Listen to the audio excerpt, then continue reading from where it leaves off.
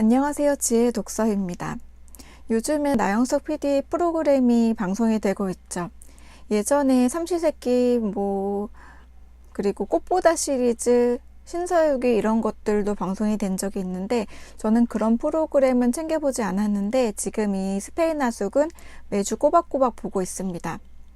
갑자기 나영석 PD가 좋아져서 그런 건 아니고 스페인 그 산티아고 순례길을 바탕으로 배경으로 하고 있는 프로그램이기 때문입니다. 저도 4년 전쯤에 3, 4년 전쯤에 산티아고 순례길을 가려고 한 적이 있습니다.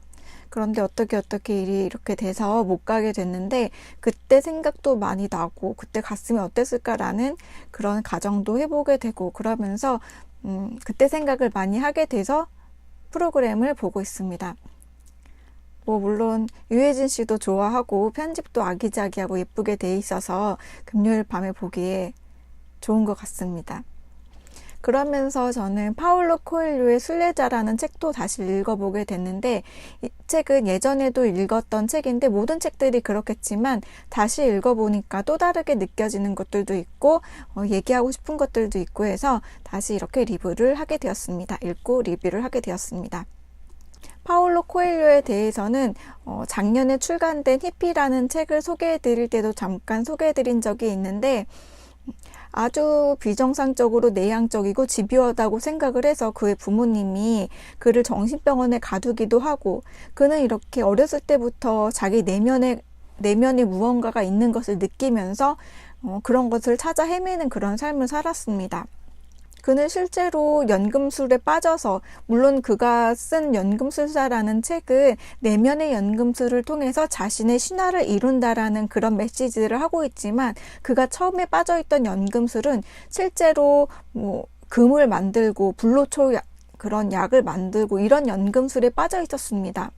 그래서 고대 문서를 찾아보기도 하고 연금술 스승이라는 사람들을 직접 찾아가기도 하고 문서를 해독하기도 하고 그렇게 해서 오랜 시간을 빠져 있었는데도 불구하고 그것이 실제로 나타나는 효과가 아무것도 없고 허망한 것으로 느껴지니까 되게 깊은 좌절감에 빠지기도 했습니다. 그런 회의감에 들었을 때 람이라는 스승을 만나게 되고 그 람이라는 스승의 순례길을 추천하게 됩니다. 검을 찾으라는 미션을 주면서 그 순례길을 추천하게 됩니다. 연금술사에서는 그 연금술사에 보면은 작가의 말에 보면 람이 사람을 지칭하는데 순례자에서는 람이 단체로 명해지고 있습니다. 어쨌든 순례자는 그런 그의 좌절 속에서 어떤 인생의 획기적인 변화를 맞는 그때 인생의 획기적인 변화를 맞으면서 쓴 책입니다. 산티아고 순례길에 대해서 간략히 말씀을 드리겠습니다. 무슬림 신자들이 적어도 생애 한 번은 메카로 순례를 떠나듯이 마찬가지로 기독교에서는 세 개의 순례길이 존재합니다. 하나는 로마에 있는 성 베드로의 무덤으로 가는 길입니다. 그 길의 상징은 십자가이고 그 길을 따라 걷는 사람들은 로마의 방랑자로 불렸습니다. 그리고 두 번째 길은 예루살렘의 예수의 성묘로 향하는 길입니다. 그 길의 상징은 종려나무 가지이고 그 길을 따라 걷는 사람은 수상가, 손금을 보는 사람, 손을 보는 사람으로 불렸습니다. 세 번째 길은 이베리아 반도에 묻힌 사도 야고보의 무덤에 이르는 길입니다. 보통 그 길의 시작 지점은 포르투갈, 스페인, 벨기에 등 다양한데 그중 가장 많은 사람들이 출발지로 삼는 곳이 프랑스 생장입니다.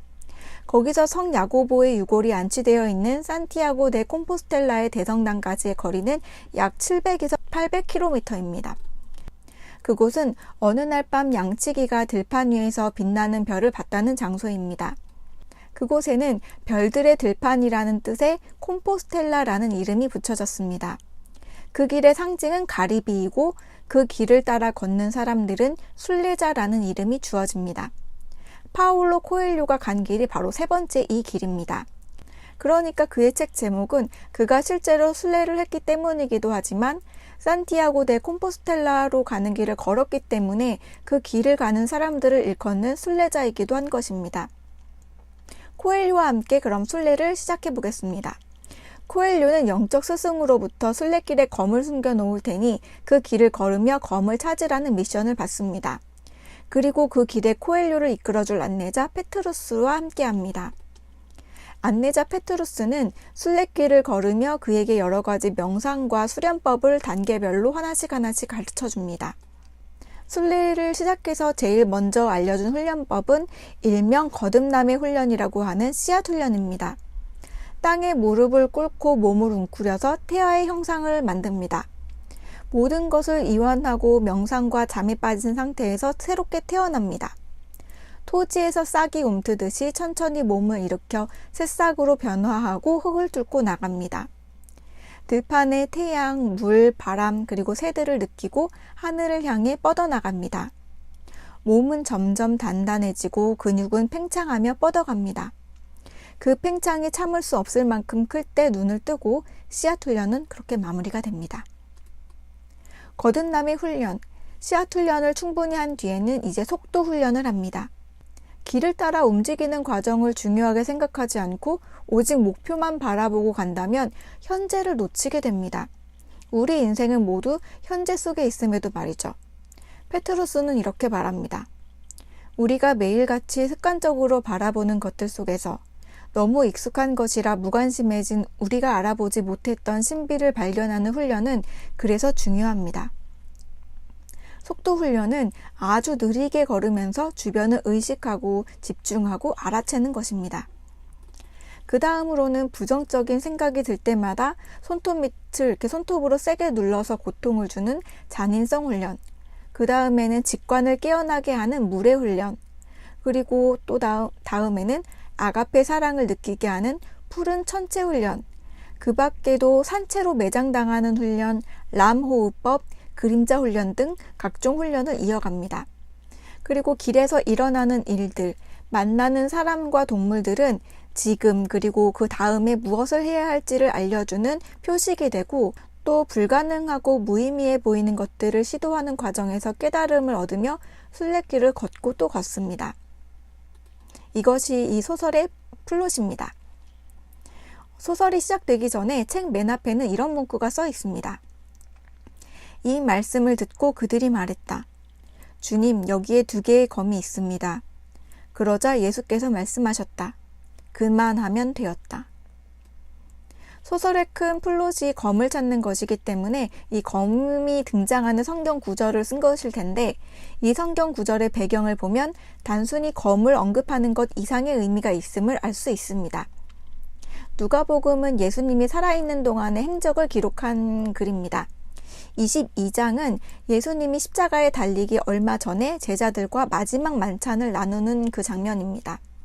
마지막 만찬을 하면서 예수님은 제자들에게 복음을 전파라는 그런 명을 합니다. 기독교에서는 복음 전파에 대해서 지상명령이라는 표현을 쓰기도 하는데 선한 싸움이라고 말을 하기도 합니다. 예수님이 제자들에게 너희가 전대와 주머니와 신도 없이 보내졌을 때 부족한 것이 있었느냐, 아무것도 없이 이 세상에 나갔을 때, 복음 전파를 하러 나갔을 때, 즉 선한 싸움을 하러 나갔을 때, 아무것도 없이 선한 싸움을 하러 나갔을 때 부족한 것이 있었느냐라고 묻자 제자들은 없었다고 말합니다. 그 대신 제자들은 검이 있다고 말하며 예수님은 그것이면 족하다라고 하는 장면이 지금 코엘료가 언급한 이 책 서두에 쓴 그 구절입니다. 선한 싸움에는 검만 있으면 됩니다. 검이 무엇일까? 그리고 선한 싸움이 무엇일까? 코엘료가 성경 구절을 인용했지만 순례자에서 말하는 그 선한 싸움은 복음 전파를 말하는 것이 아닙니다. 선한 싸움은 자신의 꿈을 이루는 그 모든 과정, 자신의 마음이 시켜서 하는 것들을 말합니다. 페트루스는 선한 싸움에 대해서 이렇게 말합니다. 읽어드리겠습니다. 인간은 결코 꿈꾸기를 멈출 수가 없습니다. 육체가 음식을 먹어야 사는 것처럼 영혼은 꿈을 먹어야 살 수 있으니까요. 살아가는 동안 이루지 못한 꿈 때문에 실망하고 충족되지 못한 욕망 때문에 좌절하는 일이 종종 일어나지요. 하지만 그래도 꿈꾸기를 멈춰서는 안 됩니다. 그러지 않으면 우리의 영혼이 죽어버리고 아가페가 들어갈 자리가 없게 되니까요. 선한 싸움은 자신의 마음이 시켜서 하는 것입니다. 세상이 많이 변한 오늘날 선한 싸움의 전장은 우리의 내면으로 옮겨오게 되었습니다. 선한 싸움은 우리가 간직한 꿈들이 힘차게 꿈틀댈 때면 우린 용기백배하지만 그땐 아직 싸우는 법을 알지 못했지요. 각고의 노력 끝에 마침내 그 방법을 터득하게 되었을 때는 전장에 뛰어들 용기가 남아있지 않습니다. 그래서 자기 자신을 적대시하게 되고 결국엔 스스로 자신의 가장 큰 적이 되고 마는 것이지요. 자신의 꿈은 유치하다거나 실행하기 힘들다거나 인생에 대해 몰랐을 때나 꾸는 꿈이라고 스스로 합리화하면서 말이죠. 선한 싸움을 이끌어갈 용기가 없기 때문에 자신의 꿈을 죽여버리는 겁니다. 여기까지입니다. 전쟁에서 지면 죽는 것처럼 선한 싸움에 굴복하고 진다면 영혼은 죽습니다. 그래서 검이 필요합니다.